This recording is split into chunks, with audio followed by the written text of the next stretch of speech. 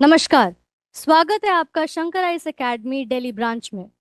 It is an end to end solution to all your academic needs. इस module में हम current affairs discuss करते हैं, साथ ही साथ हम थोड़ा सा डेली एनालिसिस भी देखते हैं। प्रीलिम्स के फोकस कुछ टॉपिक्स डिस्कस करते हैं, तो ये सब हम लोग के मॉड्यूल में इंक्लूडेड है। इस मॉड्यूल को स्टार्ट करने से पहले मैं आपको एक इम्पॉर्टेंट इंफॉर्मेशन देना चाहती हूँ, एक आवश्यक सूचना देना चाहती हूँ कि सीसैट के बैचेस ऑफलाइन स्टार्ट हो रहे हैं from 10th August by Swaminathan sir. उनके पास 23 ईयर्स ऑफ टीचिंग एक्सपीरियंस है, तो आप जल्द से जल्द एडमिशन्स ले लें। आज का हम लोग करंट अफेयर मॉड्यूल इसी पे हम स्टार्ट करते हैं, ठीक है। Before starting I would like to say if you like these kind of series जो अभी हमने स्टार्ट किया है करंट अफेयर्स का, अगर आपको पसंद आ रहा है तो please like, please comment any feedback, ताकि हमें भी थोड़ा सा इंकरेजमेंट मिल सके। एंड सब्सक्राइब अगर आपको ऐसे और वीडियोस चाहिए, पॉडकास्ट कुछ वीडियोस चाहिए, तो उस हिसाब से आप इसको प्लीज सब्सक्राइब कर लें। इस चैनल पे हम बहुत चीज अभी we are planning to post. आप अगर कुछ आप अगर कुछ फीडबैक देते हैं कि आपको इस वीडियो में कुछ चाहिए, तो that we can also include. Okay, so with this we are going to start today's discussion. These are few of the topics जो मैंने लिस्ट किया है ताकि हम लोग इसके बारे में आज डिस्कस करने वाले हैं। सबसे पहले we are going to talk about a disease called leptospirosis. ये एक एनिमल टू ह्यूमन डिजीज है, और कंटेमिनेटेड वाटर के वजह से ये बहुत ज़्यादा फैलता है। चूंकि अभी मॉनसून सीजन चल रहा है, तो फिर ये वाला जो अभी डिजीज है, ये थोड़ा सा ज्यादा स्प्रेड हो रहा है केरला के रीजन्स में। तो hence we are discussing this as a current affair topic. दूसरा टॉपिक अगर हम देखते हैं, तो रेलवे इंफ्रास्ट्रक्चर अभी क्या है कि बेसिकली उसको बूस्ट किया जा रहा है मध्य प्रदेश और महाराष्ट्र में। ड्यूरिंग दीज टाइगर कॉरिडोर्स में इसको स्प्रेड किया जा रहा है। इसके बारे में भी हम इन डेप्थ पढ़ेंगे कि टाइगर्स पे इस पे कोई असर पड़ सकता है कि नहीं, what is going on, right, in depth we will know. Next अगर टॉपिक हम लोग देखें तो डाई डिटॉक्स के बारे में है। ये वाटर पोल्यूशन से रिलेटेड है। एंड आर्टिफिशियल सिंथेटिक जितने भी आर्टिफिशियल जो भी होते हैं, ये सब हम लोग इस चीज में डिस्कस करेंगे। नेक्स्ट टॉपिक अगर हम देखते हैं, तो फिर ब्रेस्ट फीडिंग का अभी जो रिसेंटली एक सर्वे आया था few months back, national family and housing survey. तो ये जो सर्वे आया था, इसके अकॉर्डिंग कुछ आंकड़े सामने आए हैं which is a bit concerning. तो उसको भी लेकर के देर इज वन आर्टिकल, इसको हम डिस्कस करेंगे। एंड लास्ट में जैसे हम लोग हर मॉड्यूल में we discuss the prelim focus topics, तो हम इनके बारे में भी कुछ चर्चा करेंगे। तो चलिए स्टार्ट करते हैं। पहला टॉपिक हम लोग का इस डिजीज के ऊपर है। एज आई टोल्ड यू कि केरला में ये बहुत ज्यादा हाई लेवल पे रिपोर्ट हुए जा रहा है। क्योंकि अभी मॉनसून है, तो ये इससे भी रिलेटेड है। कंटैमिनेटेड वाटर, कंटैमिनेटेड सॉइल, ये सबसे रिलेटेड है ये, ठीक है। तो इस डिजीज के बारे में हम थोड़ा सा इन डेप्थ पढ़ेंगे। सबसे पहले जान लेते हैं कि ये डिजीज बेसिकली है क्या, what is the background of it. सबसे पहले it's a bacterial zoonotic disease. Zoonotic का मतलब होता है कि एनिमल से वो ट्रांसफर होकर के ह्यूमन के पास जा रहा है। ह्यूमन से ह्यूमन ट्रांसफर होना थोड़ा सा रेयर हो जाता है, लेकिन एनिमल टू ह्यूमन ये ट्रांसफर हो रहा है। And basically this is the bacteria. Leptospira is the bacteria which is actually reason for the for this whole disease to spread. अगर हम देखें तो ये कांटेक्ट में, अगर हम किसी भी कंटामिनेटेड वाटर या कंटामिनेटेड सॉइल के अगर कांटेक्ट में आते हैं, तो उस वजह से ये फैलता है। Okay, and basically urine of infected animals के थ्रू ये इन्फेक्ट होता है। जैसे कोई एनिमल, बेसिकली इसको रैट से बहुत ज़्यादा लिंक किया जाता है। रोडेंट, इसको रैट से बहुत ज़्यादा लिंक किया जाता है, क्योंकि रैट के यूरिन, कभी अगर कोई rat which is infected with this bacteria, अगर उसका कोई भी यूरिन अगर वाटर में मिल जाता है या सॉइल में जाके घुल जाता है, और जब भी फ्लडिंग होती है मॉनसून की वजह से, पानी के बरसात कहीं जम जाते हैं, तो उस वजह से ये जो स्प्रेड होने का जो चांसेस है वो बहुत ज़्यादा बढ़ जाता है। नेक्स्ट अगर हम देखें, तो अगर there is a cut, there is any mucous membrane abrasion, ये सब जब भी होता है, इसको बेसिकली एनिमल से ह्यूमन इसी के थ्रू ट्रांसफर होता है। अगर you have any cut on your arm, and अगर आप ऐसे कंटामिनेटेड वाटर या सॉइल के अगर कांटेक्ट में आते हो, तो उस वजह से आपको भी इन्फेक्शन होने का चांसेस बढ़ जाता है, ठीक है। इसको रैट फीवर भी कहते हैं। एज आई टोल्ड यू कि it is associated with rats more. तो ये है। Okay, next moving on to next slide अगर हम देखें, तो सिम्टम्स भी यहाँ पे दो तरीके के होते हैं, माइल्ड और सीवियर। अगर हम सिम्टम्स की जहाँ बात करते हैं, तो अगर माइल्ड की जहाँ बात कर रहे हैं, फीवर हो गया, सर दर्द हो गया, मसल में पेन हो गया, रेड आई हो गया, कंजक्टिवाइटिस हो गया, तो these are few of the minute and very mild symptoms. इस अगर इस सिम्टम्स को आप अपने अंदर फील करते हैं, तो इस सिम्टम्स को एक्चुअली में you can go and you can get a treatment done and you can check कि हो रहा है बेसिकली सिम्टम्स है तो फिर हो रहा है कि नहीं। ठीक है, तो these are some of the mild symptoms. अगर सीवियर सिम्टम्स की बात हम करें, तो लंग्स में जो है वो हैमरेज हो जाता है, यानी कि खून भर जाता है। किडनी लीवर फेलियर का भी चांसेस बढ़ जाता है। अगर आपके पास माइल्ड सिम्टम्स थे एंड धीरे धीरे करके आपके जो सिम्टम्स हैं वो ये सब चीज पे बढ़ते चले जा रहे हैं, इट इज डायरेक्टली रिलेटेड कि आपने उसका ट्रीटमेंट नहीं कराया बहुत टाइम तक, एंड इसकी वजह से now it has converted into a severe disease. तो ये सब देखने को मिलता है कि मल्टी ऑर्गन फेलियर और बहुत सारे केसेस में मौत भी हो जाती है। तो ये सब हमें कुछ सिम्टम्स देखने को मिलते हैं when we are infected with this bacteria. Why is Kerala a hotspot? सबसे पहले वील नाउ डिस्कस कि केरला हॉटस्पॉट क्यों है।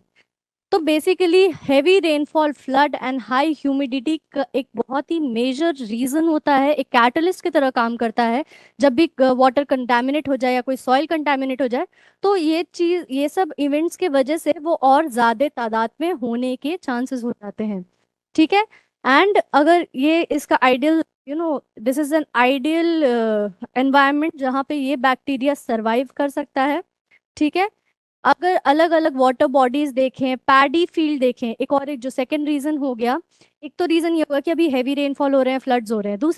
दूसरा रीजन ये हो सकता है कि वाटर बॉडीज हो गया, पैडी फील्ड्स हो गए एंड कैनाल्स हो गए, ये सब भी कहीं ना कहीं ह्यूमन का एक्सपोजर बढ़ा देते हैं ये सब बैक्टीरिया के प्रति।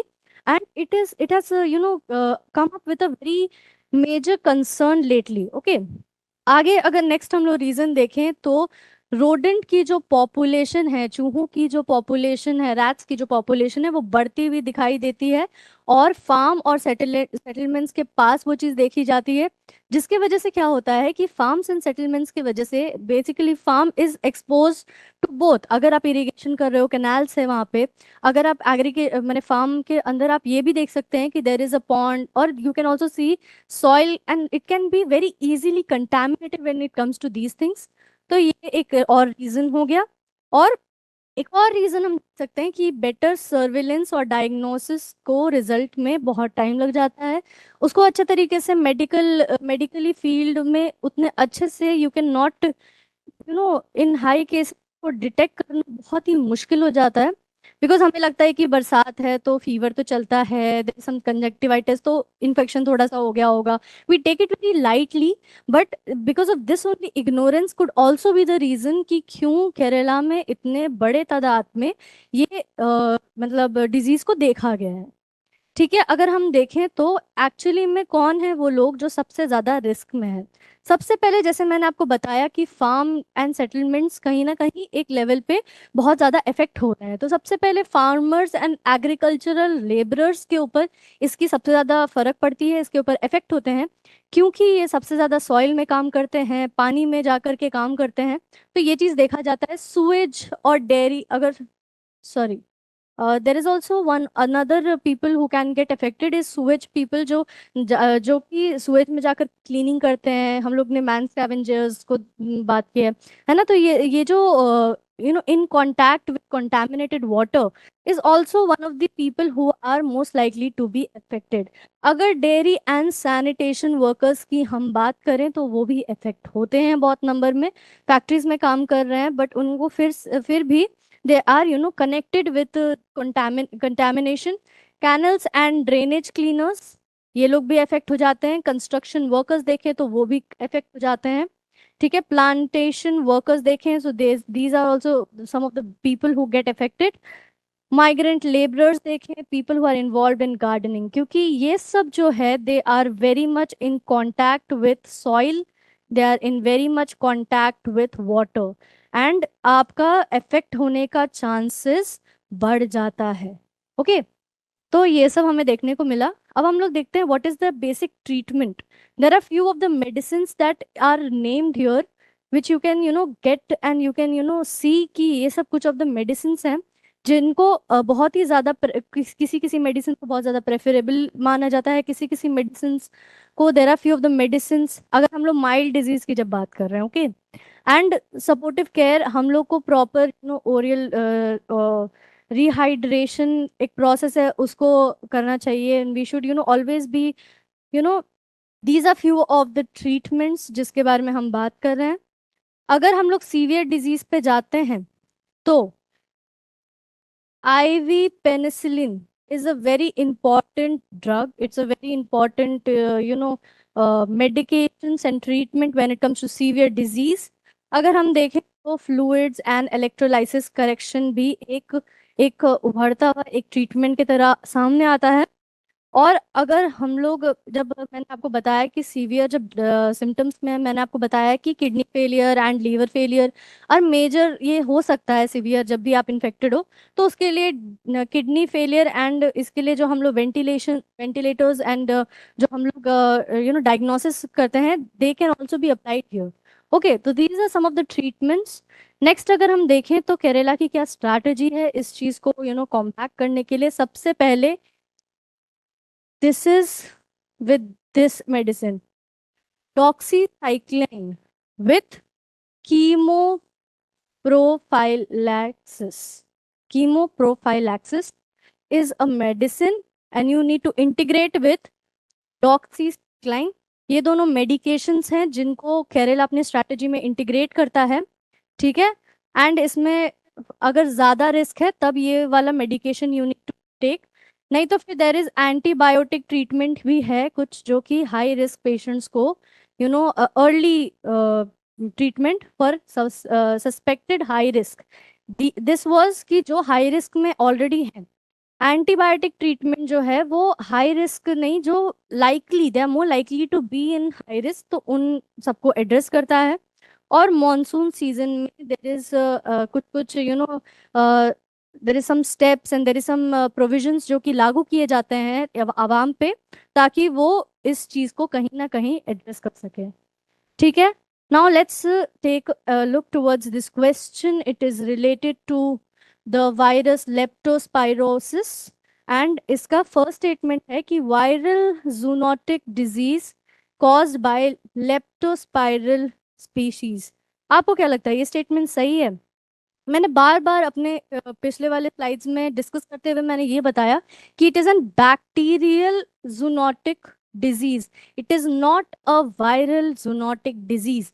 तो हेंस ये वाला जो स्टेटमेंट होता है ये कहीं ना कहीं गलत हो जाता है। दूसरे की जब हम बात करें, humans usually acquire the infection through contact with water और soil contaminated by the urine of infected animal. So yes, this is correct. Monsoon seasons can increase the risk of infection, yes, क्योंकि इस time पे contamination of water बहुत ही ज्यादा level पे होने के chances हैं। तो इसका आंसर इज B2 और 3। नेक्स्ट टॉपिक की अगर हम बात करें तो हम बात करने वाले हैं कि रेलवे इंफ्रास्ट्रक्चर किस तरीके से बिल्ड किया जा रहा है और किस तरीके से वो टाइगर कॉरिडोर को सतपुरा और मेलघाट, ये दोनों जो कॉरिडोर है टाइगर के, उन दोनों को कनेक्ट करता है, उन दोनों का कनेक्शन का काम करता है। तो इसके बारे में हम थोड़ा डिस्कस करेंगे कि क्या बात हो रही है, क्यों इतना चर्चा में है ये। सबसे पहले वील सी कि ये क्यों इतना ज्यादा डिस्कशन में है। Standing committee of national board of wild life ने बेसिकली ग्रांट दे दी है in principle. Please remember this term, क्योंकि आगे जा करके ये टर्म मैं डिटेल में बता देती हूँ, लेकिन अभी भी मैं बता देती हूँ। देखिए, इन प्रिंसिपल का बेसिक रीजन ये होता है कि this is not final decision. Okay, it is not a final decision, it is basically a decision जो कि इन प्रिंसिपल है, अभी फिलहाल के लिए दे दिया गया है, लेकिन ऐसे कुछ और क्राइटेरियाज हैं जिनको वो डील करते हैं, जिनको वो देखेंगे एंड उसके बाद they will actually give a final call. अभी तक ये फाइनल नहीं है। ओके, तो जो बोर्ड है जो बोर्ड है उसने basically in principle wildlife clearance दे दी है। एक तीसरा रेलवे लाइन बनने के लिए बिटवीन चिचांडा चिचौंडा एंड जूझारपुर। ये जो दो क्षेत्र हैं, ये दोनों को कनेक्ट करने के लिए डिस्कशन की जा रही है। एंड ये जो सतपुरा और मेलघाट के टाइगर लैंडस्केप के मिटिगेशन मेजर्स में भी ये है। तो ये न्यूज़ में बेसिकली इसीलिए है क्योंकि अभी इसको इन प्रिंसिपल ग्रांट दे दी गई है, लेकिन ऐसे कुछ और क्राइटेरियाज है जिनको अगर पूरा तरीके से मॉनिटर किया जाए तब जाके पता चलता है कि वो कितने हद तक सही है कि नहीं, और इसको मंजूरी देनी चाहिए या नहीं। अब नेक्स्ट हम देखेंगे कि इस प्रोजेक्ट के बारे में, बेसिकली प्रोजेक्ट है क्या, क्या डिटेल्स है। तो पहले ये मध्य प्रदेश के पूरे एरिया को कवर करता है। ठीक है, अगर हम लोग रूट देखें तो अभी हमने डिस्कस करा था जुझारपुर और चिचोंडा सेक्शन को ये कहीं ना कहीं कनेक्ट करता है। ये पूरा एक रूट है, रेलवे रूट है। अगर इकोलॉजिकल लैंडस्केप की बात की जाए तो सतपुरा और मेलघाट टाइगर लैंडस्केप के इकोलॉजिकल लैंडस्केप पे है। प्रोटेक्टेड एरियाज कंसर्न अगर देखा जाए तो ये दोनों टाइगर रिजर्व, जो सतपुरा टाइगर रिजर्व है और जो मेलघाट टाइगर रिजर्व है, इन दोनों के कंसर्निंग को लेकर के ये इन दोनों को कनेक्ट करने वाला है। Okay, this is the connection.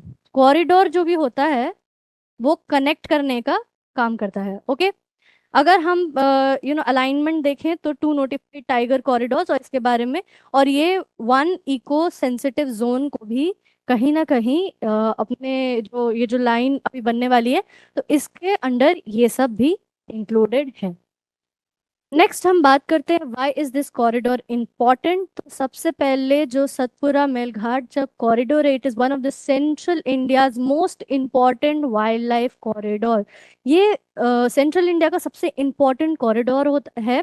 And ये बेसिकली ये अलाउ करता है, इस पूरे कॉरिडोर के थ्रू हमें ये पता चलता है कि tigers, leopards, sloth bears and deers, ये सब वहाँ पे बहुत ज़्यादा उनका आना जाना है। ठीक है, इनका प्रेजेंस वहाँ पे है। और अगर हम देखें तो wild life corridor helps in genetic diversity. इस कॉरिडोर बेसिकली इस कॉरिडोर के थ्रू बेसिकली होता क्या है कि जो जेनेटिक डाइवर्सिटी है उसको इंश्योर करता है। जो इनब्रीडिंग है, इनब्रीडिंग आसान कर देता है, रिप्रोडक्शन का रेट बढ़ जाता है। पॉपुलेशन बढ़ने की, we are trying to conserve certain species, तो उनको रिलेटेड है। सीजनल मिटिगेशन हो गया, allowed dispersal of young animal, जैसे हमने पिछले कुछ मॉड्यूल में पढ़ा कि टाइगर्स किस तरीके से जो उनके बच्चे होते हैं, कब होते हैं, वो टाइगर रिजर्व के बाउंड्री से क्रॉस कर जाते हैं। तो उसके वजह से ह्यूमन और जो टाइगर का कॉन्फ्लिक्ट है वो बहुत ज़्यादा बढ़ने के चांसेस हो जाते हैं। तो उस चीज़ को कहीं ना कहीं एड्रेस करने के लिए ये corridor is important. And introduce local exhibition risk. इसके वजह से जो भी कॉन्फ्लिक्ट, ह्यूमन एनिमल कॉन्फ्लिक्ट है, उसको भी रिड्यूस करने के लिए ये बेनिफिशियल है। अगर हम मेजर कंसर्न्स देखें तो सबसे पहले जो हैबिटेट है उसके फ्रैगमेंट होने का चांसेस बढ़ जाते हैं।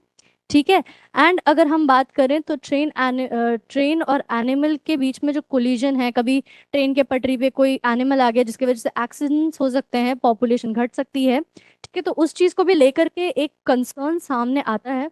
अगर हम देखें तो देर इज सर्टन बैरियर्स जो कि उन एनिमल के मूवमेंट पे लगाया लागू की जाती है, जो कि कहीं ना कहीं उनके इकोसिस्टम के लिए सही नहीं है।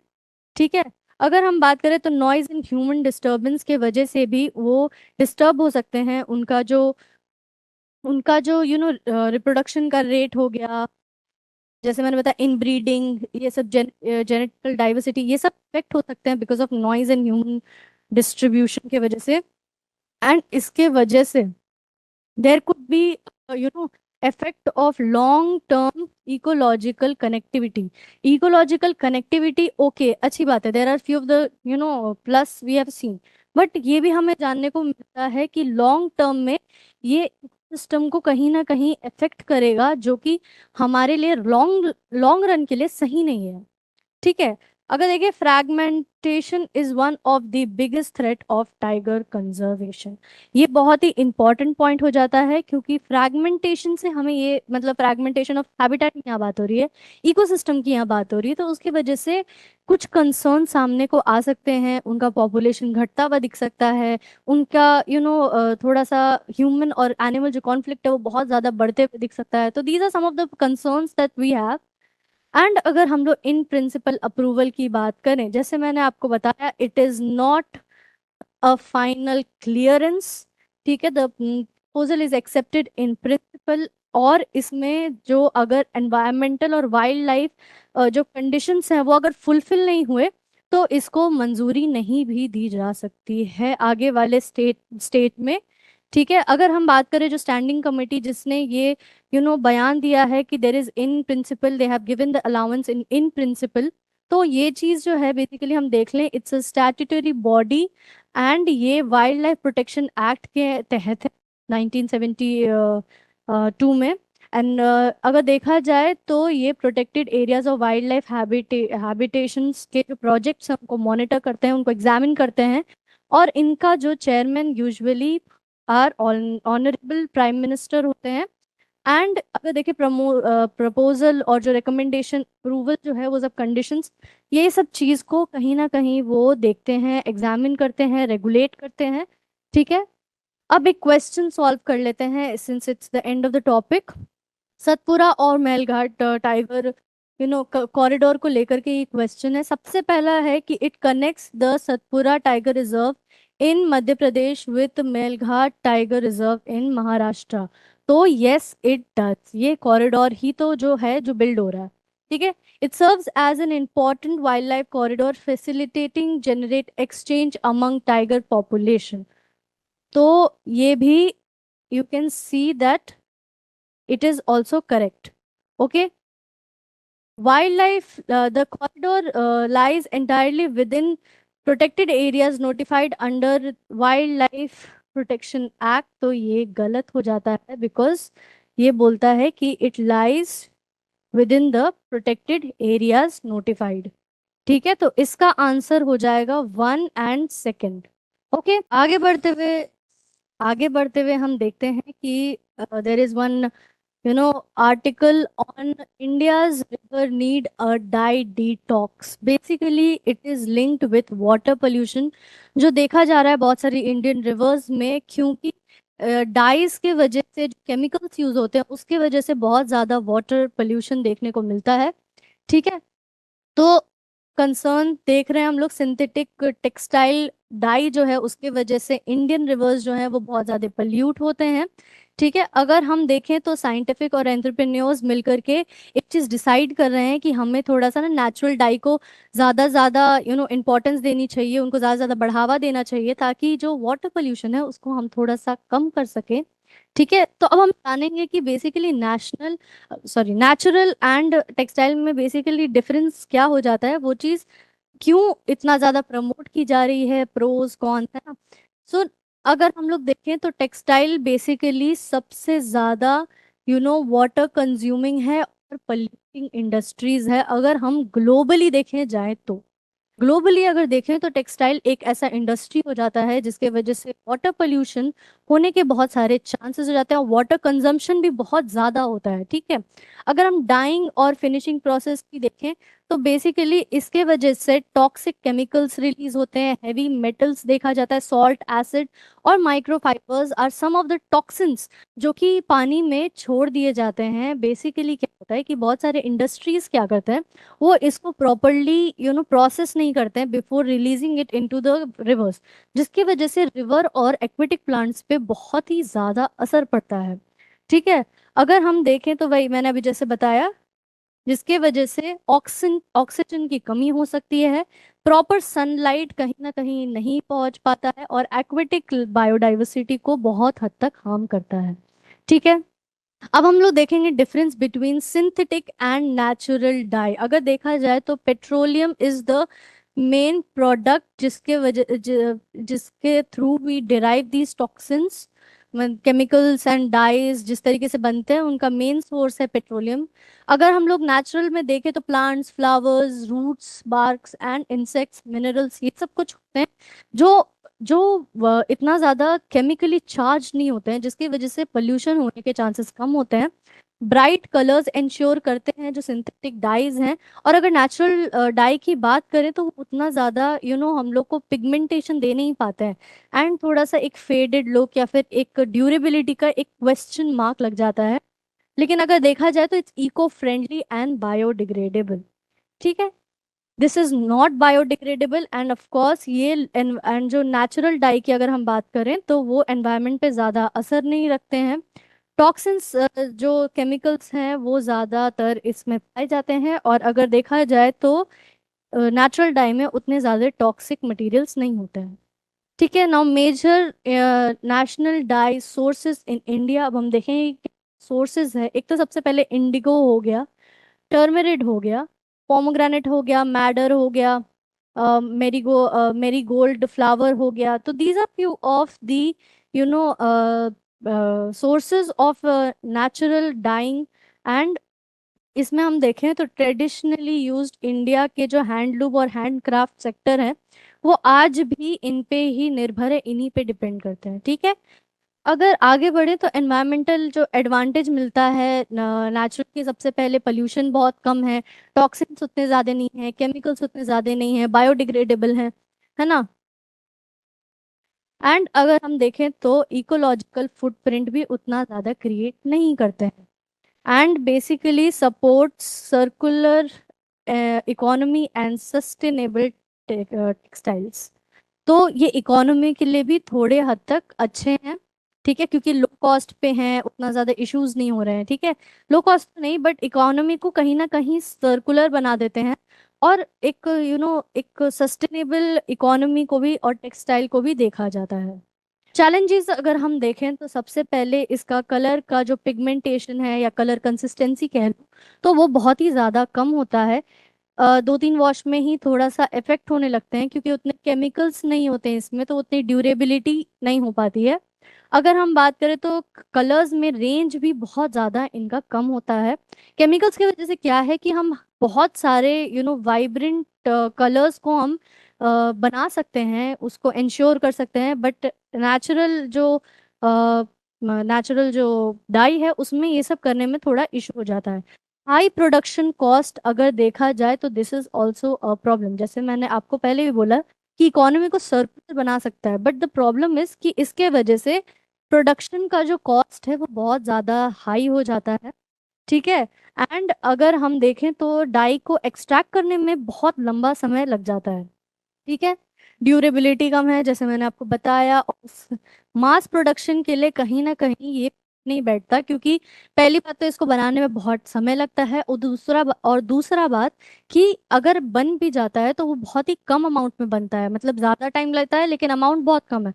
तो इस चीज़ को लेकर के हम मास प्रोडक्शन में इसको कहीं ना कहीं अप्लाई नहीं कर पाते हैं। और कंपटीशन के वजह से जो चीप कंपटीशन है डाई है, और जो स्मॉल इंडस्ट्रीज हो गए तो वो लोग तो ज़्यादातर चीप प्रोडक्शन पे ही ध्यान देंगे, वो ज़्यादातर इस बात पे ध्यान नहीं देंगे कि वो कैसे ज़्यादा से ज़्यादा ऑथेंटिक एनवायरनमेंट को सोचते हुए। तो वहाँ पे वही अगेन वही बात हो जाती है कि इकोनॉमी और एनवायरनमेंट के बीच में the conflict remains. Technological innovation देखें तो these are few of the technological innovations जिसके वजह से हम वो सब प्रॉब्लम्स को कहीं ना कहीं एड्रेस कर सकते हैं। ठीक है, तो ये सब जैसे माइक्रोबियल पिगमेंट हो गया, एंजाइम असिस्टेड डाइंग हो गया, सस्टेनेबल वेस्ट वाटर ट्रीटमेंट हो गया। तो ये सब कुछ ऐसे टेक्नोलॉजिकल इनोवेशन है जो डाई पे भी काम करते हैं, और साथ साथ में कुछ ऐसे भी हैं जो एनवायरनमेंट को भी ध्यान देते हैं। ठीक है, अगर एनवायरनमेंट की जहाँ बात होती है तो उसको भी कहीं ना कहीं एड्रेस करते हैं।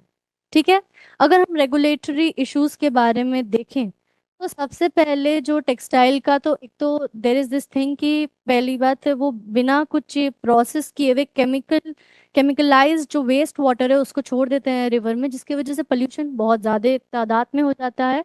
तो इसके वजह से क्या होता है कि there should be a strict enforcement of zero liquid discharge norms. ये जीरो लिक्विड डिस्चार्ज तो है, बट इसको थोड़ा सा और स्ट्रिक्ट वे में इम्प्लीमेंट इन्फोर्स करने की बात आनी चाहिए।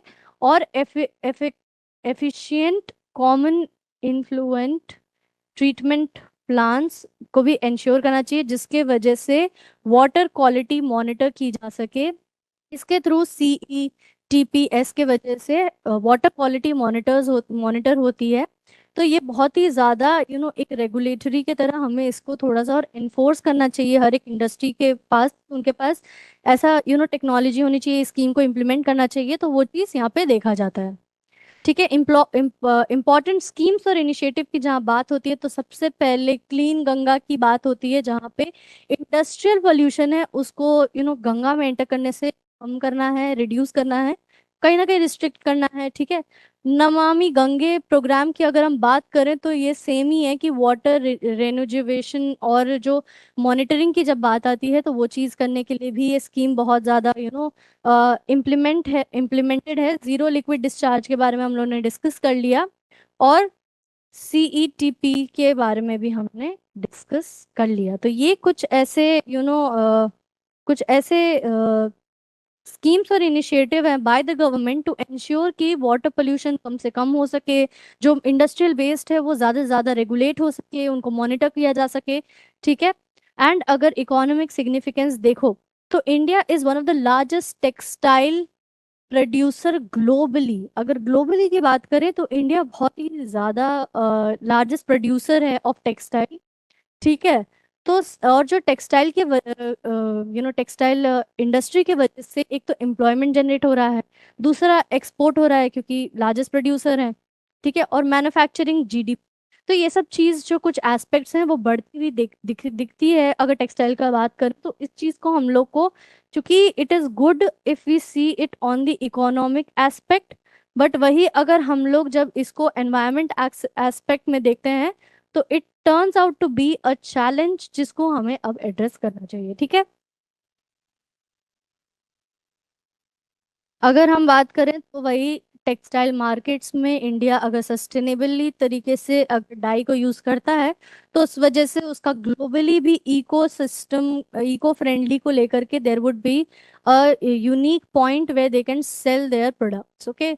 सो this could also be a very economic significance जो टेक्सटाइल का देखा जाता है। अब चूंकि this topic has came to an end, तो अब हम देखते हैं कि what is this question. It is related to natural dye and textile pollution in India. ठीक है। Natural dyes are generally biodegradable and cause less environment pollution than synthetic dyes. So yes, they cause less environmental pollution. तो yes, zero liquid discharge की जब बात होती है तो eliminates the discharge of industrial waste water by treating and reusing it. तो यस, this is also true, क्योंकि वेस्ट वाटर के ही ऊपर है कि हमें देखना है कि किस तरीके से केमिकल्स ज़्यादा घुल मिल ना पाए। अगर हम CETPS का बात करें, तो it established a primary to treat domestic sewage generated in urban areas. So actually this statement is wrong because sewage को लेके नहीं है ये। बेसिकली क्या था कि वाटर क्वालिटी को टेस्ट करने के लिए ये वाला ट्रीटमेंट को यूज किया जाता है। It is not for sewage water जो कि अर्बन एरियाज में होता है। तो ये वाला जो होता है ये गलत है, लास्ट वाला जो पॉइंट है इट इज रॉन्ग। तो हमारा आंसर हो जाता है 1 and 2। Moving moving on to the next topic, now we are going to talk about जो नेशनल फैमिली एंड हाउसिंग सर्वे जो अभी रिसेंटली आया था कुछ मंथ्स पहले, उन्होंने ये कहा है कि जो ब्रेस्ट फीडिंग का जो तादाद है वो घटते हुए दिख रहा है। That mothers are actually not providing enough breast feeding जो होता है इट इज़ वेरी इंपॉर्टेंट। एक न्यू बॉर्न बच्चे के लिए बहुत ही ज़्यादा इंपॉर्टेंट हो जाता है वो चीज़, एंड ये चीज़ हम आगे जाके डिस्कस करेंगे। तो उसके ऊपर एक आर्टिकल आई है, तो उस चीज़ को कंसर्न होते हुए उसको हमने अभी क्या है कि एड्रेस करने की कोशिश कर रहे हैं। ठीक है। वर्ल्ड ब्रेस्ट फीडिंग वीक अगर देखें तो वो 1 से अगस्त 2026 में मनाया। दिस इज अ वीक वे जहाँ पे हम मना रहे हैं ब्रेस्ट फीडिंग वीक को। It is done by WHO and world alliance for breast feeding action, WABA। तो ये जो दो ऑर्गेनाइजेशंस हैं उन्होंने मिल करके इस वीक को बनाया ताकि अवेयरनेस बढ़ सके इस चीज को लेकर के कि ब्रेस्ट फीडिंग का कितना इम्पोर्टेंस हो जाता है। अभी अभी बढ़ते हुए इतना स्पीड में जो हमारी लाइफ जा रही है उसको थोड़ा स्लो डाउन करके हमें थोड़ा सा ये सब चीज को भी एड्रेस करना चाहिए, अवेयर होना चाहिए कि कितना इम्पोर्टेंस होता है। ठीक है, इसका थीम बेसिकली वही है, breast feeding for the sustainable start in life strengthen what works. ठीक है, अगर कुछ हम लोग फोकस एरियाज देख लें तो global progress in breast feeding को असिस्ट करना चाहता है। बेसिकली ब्रेस्ट फीडिंग को घटता दिखाया जा रहा है। ठीक है, और ब्रेस्ट फीडिंग के वजह से जो न्यूट्रिशन है, जो फूड सिक्योरिटी है, वो भी कहीं ना कहीं एड्रेस हो सकता है। ठीक है, और कहीं ना कहीं ये जो ब्रेस्ट फीडिंग का जो सपोर्ट सिस्टम है उसको कहीं ना कहीं एफिशिएंट बनाना चाहता है, उसको कहीं ना कहीं स्ट्रेंथन करना चाहता है। तो अगर फोकस्ड एरिया में बेसिकली देखा जाए तो breast feeding is the main topic, and उससे रिलेटेड क्या क्या फायदे हो सकते हैं ह्यूमन बॉडी के डेवलपमेंट को लेके, तो वो चीज को भी अवेयर करने के लिए इस वीक को सेलिब्रेट करना किया जा रहा है। की फाइंडिंग्स अगर हम देखें, अभी जो रिसेंटली सर्वे हुआ उसमें जो डिलीवरी है, जो इंस्टीट्यूशनल यानी कि प्रॉपर हॉस्पिटल में जाके जो डिलीवरी है, उनके तादाद बढ़ते हुए दिखे हैं। 90.6% देखा गया है। अगर जस्ट बर्थ के बाद ही जो केयर होता है बेबी, न्यूबॉर्न बेबी का और मदर का, तो वो वाला जो केयर है उसको भी कहीं ना कहीं बढ़ते हुए देखा गया है कि 82.8% वो बढ़ते हुए दिखता है। क्योंकि पहले क्या होता था कि द फीमेल, उसको बहुत ज्यादा नेग्लेक्ट किया जाता था, एंड ये चीज को फिर एड्रेस करने के लिए इस पे कुछ स्टेप्स बनाए गए। ठीक है, अगर हम एक्सक्लूसिव ब्रेस्ट फीडिंग की बात करें तो वो 55.8% घटता हुआ दिख रहा है। पहले वो 63.7% था, अब उसको 55.8% में 1% उसमें ड्रॉप देखा गया है। और इसका जो ये जो चीज़ है, इसको एड्रेस करना बहुत ही ज़्यादा ज़रूरी हो जाता है। अगर हम लोग सी सेक्शन का देखें, सजेरियन का देखें, डिलीवरीज उनमें भी बढ़ते हुए दिखता है केसेस 27.2%। ये चीज़ जो है ये भी कहीं ना कहीं बहुत ही ज़्यादा कंसर्निंग पॉइंट हो जाता है, क्योंकि C section is very much very costly, and बहुत सारे फैमिलीज को अफोर्ड नहीं कर सकते हैं। वजह से मिसकम्युनिकेशन की वजह से और लॉ कॉस्ट को कम करने की वजह से बहुत लोग बोलते हैं कि we should deliver at home. तो उस वजह से भी कुछ कुछ डेथ्स डेथ्स देखने के लिए मिलते हैं।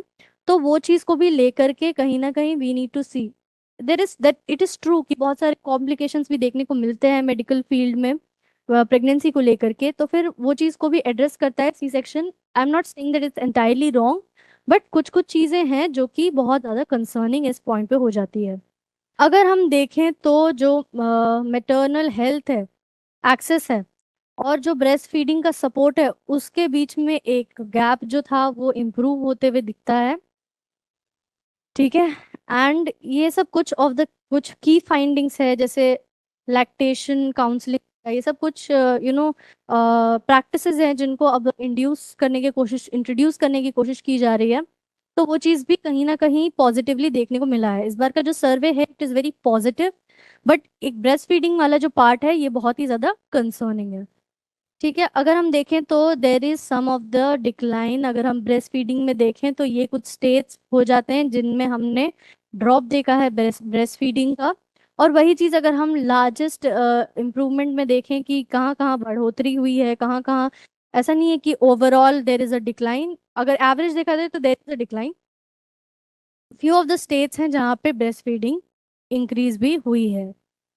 ठीक है, अब हम लोग देखते हैं कि मेन रीजन क्या हो सकता है डिक्लाइन का। सबसे पहले इनएडिक्वेट ब्रेस्ट फीडिंग सपोर्ट, उतना ज़्यादा सपोर्ट नहीं मिल पाता है, क्योंकि जस्ट बेसिकली क्या होता है कि when you give birth and उस टाइम पे there is a lot of weakness for the mother, and also she can not bear that thing. तो उसको तो उनको एक शी नीड्स अ सपोर्ट, जो कि इफ इट इज प्रोवाइडेड तो उस वजह से कहीं ना कहीं ब्रेस्ट फीडिंग के रेट बढ़ सकते हैं। ठीक है, नेक्स्ट पॉइंट अगर हम देखें तो राइजिंग सी सेक्शन डिलीवरी के वजह से क्या होता है कि आधे टाइम जब जस्ट बर्थ दिया तो बहुत सारे मेडिकेशंस पे मदर होती है, जिसके वजह से वीकनेस के वजह से कहीं ना कहीं बच्चे के देर is a delay in breast feeding. तो ये चीज़ देखने को मिलता है। अर्ली रिटर्न टू वर्क, अगर हम लोग कोई भी सेक्टर की बात करें, ज़्यादातर ये इनफॉर्मल सेक्टर में ही देखने को मिलता है। बट अगर हम कोई भी सेक्टर की बात करें तो there is no proper regulation. And अगर है भी, because pregnant women she face a lot of things अगर वो किस कहीं पे नौकरी कर रही है। ये चीज़ बहुत ज़्यादा एविडेंटली देखने को मिलता है हमारे सोसाइटी में। लेकिन अगर हम लोग इनफॉर्मल सेक्टर की बात करें तो इसमें जो मेटर्निटी लीव है या जो बेनिफिट्स हैं वो उतने ज़्यादा मिल नहीं पाते हैं। एंड कहीं ना कहीं और ज़्यादा काम के प्रेशर की वजह से कहीं ना कहीं वो फुलफिल नहीं हो पाता है ब्रेस्ट फीडिंग का जो पूरा प्रोसेस है। और पोस्ट पैंडेमिक अगर डिसरप्शन का देखें तो जो काउंसलिंग है या फिर जो इंस्टीट्यूशनल डिलीवरीज इम्प्रूव हुई हैं, but at the same time एक लैकिंग देखा जाता है जब आपके पास प्रॉपर सपोर्ट नहीं होता है। ठीक है, तो these are few of the reasons behind why it is declining. अगर कंसर्न की बात करें तो ब्रेस्ट फीडिंग के वजह से ना करने के वजह से जो इन्फेक्शन देखा जा सकता है, मैल न्यूट्रिशन और मॉर्टिलिटी देखा जा सकता है। क्योंकि जो ब्रेस्ट फीडिंग है it provides immunity to the kid, it provides health to the kid, and उस वजह से हेल्दी ग्रोथ के लिए it is very very important. ठीक है, ग्रोथ बहुत ज़्यादा कम हो जाता है, डेवलपमेंट बहुत ज़्यादा कम देखने को मिलता है। प्रोग्रेस की अगर बात करें तो न्यूट्रिशन वाइज भी वो ज़्यादा नीचे जा रहा है। In fact India is facing not you know not food insecurity. India is actually in most places it is facing कि न्यूट्रिशनल जो खपत है वो उतना ज़्यादा मीट नहीं कर पा रही है। कहीं ना कहीं एक एक बड़ा सा गैप देखने को मिलता है वो चीज़ को लेके। तो दैट इज ऑल्सो क्योंकि nutrition is very important, just eating food is not enough. Okay, and stunting हो गया, वेस्टिंग हो गया, these are some of the symptoms जो कि देखने को मिलते हैं because of lack of breast feeding. Okay, अगर WHO का रिकमेंडेशन दिया जाए, ठीक है, तो वो चीज़ भी कहीं ना कहीं जो फर्स्ट 6 मंथ्स में यू नीड टू इंश्योर कि पहले 6 महीने में बच्चे को प्रॉपर ब्रेस्ट फीडिंग मिले। तो वो चीज़ का जो रिकमेंडेशन है वो उतने अच्छे से एग्जीक्यूट नहीं हो पा रहा है। So this is also a concern. And एक बहुत बड़ा गैप देखने को मिलता है between the support and the care of the mother and the child after the birth of the. ठीक है, तो ये सब कुछ कंसर्न है जो देखने को मिलते हैं। अगर हम लोग इनिशिएटिव्स की बात करें तो देर इज़ वन इनिशिएटिव माँ absolute mother absolute affection programme, जिसमें हम ब्रेस्ट फीडिंग को प्रमोट करते हैं, काउंसलिंग एंड सपोर्ट को कहीं ना कहीं इट एड्रेसेस। ठीक है, IMS एक्ट को अगर हम देखें 1992 में, वो इन्फेंट मिल्क के जो सब्स्टिट्यूशंस जो यूज होते थे, जो सब्स्टिट्यूशन के नाम पे दे यूज एंड कहते हैं कि उतना ही ज्यादा न्यूट्रिशन होता है, और जो एडवर्टाइजमेंट जो फॉल्स एडवर्टाइजमेंट होता है उसको प्रोहिबिट करता है, उसके प्रोडक्शन को भी प्रोहिबिट करता है। ठीक है, अगर BFHI देखें, बेबी फ्रेंडली हॉस्पिटल इनिशिएटिव को, तो ये breast feeding friendly hospital hospital में जो माहौल होता है उसमें उसको ब्रेस्ट फीडिंग फ्रेंडली बनाने का कहीं ना कहीं इस इनिशिएटिव का फोकस है, एम है। ठीक है, there is PMMVY scheme which provides cash assistance to pregnant women and maternal nutrition को एड्रेस करते हुए, चाइल्ड केयर को एड्रेस करते हुए देर इज कैश असिस्टेंस। अगर हम लोग बात करें prime minister overarching scheme for holistic nutrition की, तो ये न्यूट्रिशन पे बात करता है। आंगनवाड़ी सेंटर्स को इसमें इंटीग्रेट किया जाता है, आशा वर्कर्स को इसमें स्कीम में इंटीग्रेट करके दे इंश्योर कि जितना भी न्यूट्रिशनल वैल्यू है, not on the breast feeding angle, also on the breast feeding angle, but also on the kids जो थोड़े से बड़े हो गए हैं, जो डेवलपिंग एज में हैं, तो उनके भी न्यूट्रिशनल जो फूड है उसको इंश्योर करने के लिए ये वाला स्कीम को लागू किया गया है। अब फॉरवर्ड की बात करें तो सबसे पहले हमें जो लैक्टेशन काउंसलिंग है, यानी कि जो जैसे होता है ना, there is some help that you get and थोड़ा सा सपोर्ट सिस्टम एंड काउंसलिंग में, जैसे पोस्ट बर्थ, ड्यूरिंग बर्थ, ये सब के लिए देर इज अ सपोर्ट सिस्टम। तो वो काउंसलिंग बेसिकली को एनहांस करना चाहिए हेल्थ फैसिलिटीज के अंदर। और there should be a skin to skin contact after birth, ये बहुत ही ज़्यादा इंपॉर्टेंट होता है। नॉट जस्ट इमोशनली, ये फिजिकली बहुत इंपॉर्टेंट होता है बच्चे और माँ के लिए। ठीक है, एंड अगर हम लोग ब्रेस्ट फीडिंग को लेके हम लोग को सपोर्ट करना चाहिए, हेल्थ वर्कर्स को थोड़ा सा और इन्वॉल्वमेंट दिखाना चाहिए, और थोड़ा सा all should be citizen and institution का एक कोलैबोरेशन लेकर के, there should be a cooperation, है ना। एंड अगर हम देखें तो वुमेन इनफॉर्मल सेक्टर्स बहुत ज़्यादा देखती हैं, because they don't have a framework for maternal benefits, तो वो उनको मिलता नहीं है मैटर्निटी बेनिफिट्स, तो उनको भी कहीं ना कहीं हमें देना चाहिए। हाउस हेल्प हो गई, तो ये सब हो गया। And support of mother and जिनका सी सेक्शन हुआ है उनको सबसे ज़्यादा सपोर्ट देना चाहिए by the family, by the institution, यानी कि हॉस्पिटल्स। तो ये सब कुछ वे फॉरवर्ड है, and this is one main question. Take a screenshot, and अगर आपको इसके बारे में डिस्कस करना है तो आप कमेंट सेक्शन में डिस्कस कर सकते हैं, हम आपको वहाँ पे एड्रेस करेंगे, आपको हेल्प करेंगे, ठीक है। आगे हम लोग बात करने वाले हैं कुछ प्रिलिम फोकस एरियाज पे, जहाँ पे जैसे हर मॉड्यूल में हम करते हैं, इस मॉड्यूल में भी हम प्रीलिम फोकस कुछ टॉपिक्स देखने वाले हैं। बेसिकली मॉलडीव्स और इंडिया के बीच में ये जो फवारा है, ये बेसिकली एक जैसे हमारे यहाँ यूपीआई है, वैसे ही उन यहाँ ट्रांजैक्शन को इंश्योर करने के लिए क्रॉस कंट्री अगर देखा जाए तो ये एक इनिशिएटिव, एक कॉरिडोर को इस्टेब्लिश किया गया है, ठीक है। Maldives have has launched real time cross border funding transfer to India, and भाई इन दोनों के बीच में देर is a corridor launch real time cross border funding transfer via फवारा, जो कि मॉलडीव्स का ट्रांजैक्शनल प्लेटफॉर्म है ऑनलाइन का, एंड यूपीआई को इंटीग्रेट करते हुए इसमें क्रॉस बॉर्डर फंड ट्रांसफर हो सकते हैं। उस चीज़ के लिए ये कॉरिडोर बनाया गया है, ओके। इसमें ऑटोमेटिकली वो जो रुपया है और मॉल्डिवियन जो करेंसी है वो ऑटोमेटिकली रुपीस में कन्वर्ट हो जाती है जब भी ट्रांसफर हो रहा है, ठीक है। अगर कुछ पार्टनर्स देखें जो कि इस पूरे प्रोसेस में इन्वॉल्व हैं, तो मॉलडीव मॉनेटरी अथॉरिटी, आरबीआई हो गया, N NPCI international payment limited, ये एक ऑर्गेनाइजेशन इन्वॉल्व हो गया, Maldive bank of Maldives, Maldive Islamic bank, तो ये सब कुछ पार्टनर्स हैं जो ये पूरे प्रोसेस में कहीं ना कहीं इन्वॉल्व हैं, ठीक है। अगर हम स्कोप की बात करें तो जो फैमिली मेंटेनेंस और गिफ्ट रेमिटेंसेस होते हैं, ये सब को ट्रांसफर आसानी से करने के लिए इसको इंश्योर किया गया है, ठीक है। आगे हम लोग देखते हैं नेक्स्ट टॉपिक जो कि प्रीलिम्स के लिए बहुत इंपॉर्टेंट हो जाता है, मैरिटाइम डिफेंस कोएजन देखा गया है 2026 में। This is done by Saudi Arabia और जो 13 अदर कंट्रीज हैं। ये कुछ कंट्रीज हो जाती हैं, कुवैत हो गया, बहरेन हो गया, कुवैत हो गया, कतर हो गया, इजिप्ट हो गया, जॉर्डन हो गया। तो these are few of the countries, Djibouti, Sudan and others. तो these are some of the countries जो कि मैरिटाइम डिफेंस कोएजन को फॉर्म किए हैं। ये प्योरली डिफेंसिव कंपटीशन के ऊपर है, ठीक है, और ये जो इंटरनेशनल लॉ है उसको फॉलो करता है। अगर इसका एम देखा जाए तो मैरिटाइम में सिक्योरिटी इंश्योर करना ही इसका मेन काम है, ठीक है। Protecting freedom of navigation, securing international trade और एनर्जी सप्लाई लाइंस की वजह से अभी जो हम लोग ने डिसरप्शन देखा रेड सी में, अभी there are few of the areas जो बहुत ज़्यादा अफेक्टेड है। दिस इज वन स्ट्रेट, है ना, this is very affected actually, Bab el Mandeb, Red Sea हो गया, गल्फ ऑफ एडन हो गया।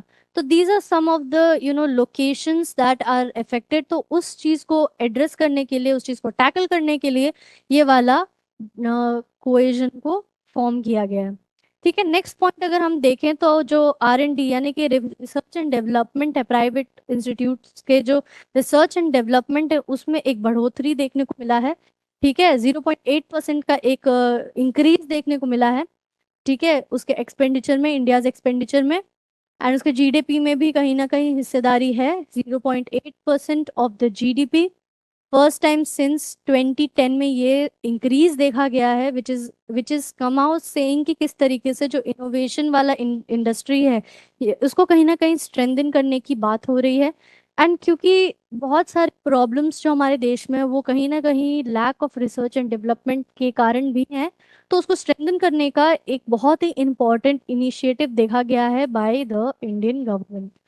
ठीक है, इसके बारे में हो गया। Increase has been driven largely by higher investment from the private sectors.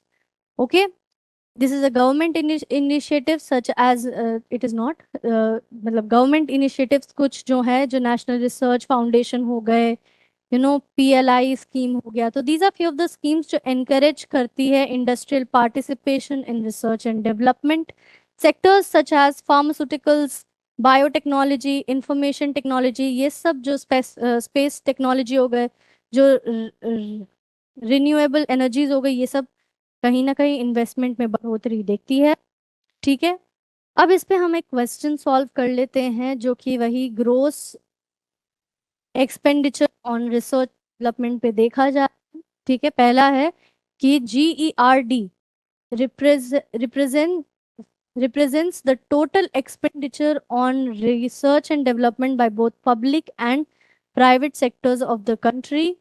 Okay, let's see the next point. India's GERD has recently crossed 0.8% of GDP, with increased public sector investment being a major contributing factor. So yes, this is correct. The production PLI scheme is exclusively meant to support public sector research industry. So no, पहला वाला जो statement है वो सही है, second वाला statement है वो सही है, और तीसरा वाला स्टेटमेंट मुझे गलत लग रहा है। तो इसका आंसर इज 1 and 2 ओनली। ठीक है, with this module has come to an end. Please like, share and subscribe. आपको अगर ये वाला वीडियो आप औरों के साथ बांटें। अगर आपको कमेंट करना है, आप अपना फीडबैक भी कमेंट कर सकते हैं। अगर आपको कोई डाउट है तो वो भी आप कमेंट कर सकते हैं। अगर आपको ये PPT चाहिए तो आप कमेंट में अपना email ID दे दें, आप इसको रिवाइज कर सकते हैं बाद में। ठीक है, तो with this I take your leave, and अगले मॉड्यूल में हम लोग ऐसे ही कुछ टॉपिक्स के बारे में डिस्कस करने वाले हैं। अगर आपको और भी कुछ इंटीग्रेट कराना है, please let us know. So with this, have a nice day, bye bye.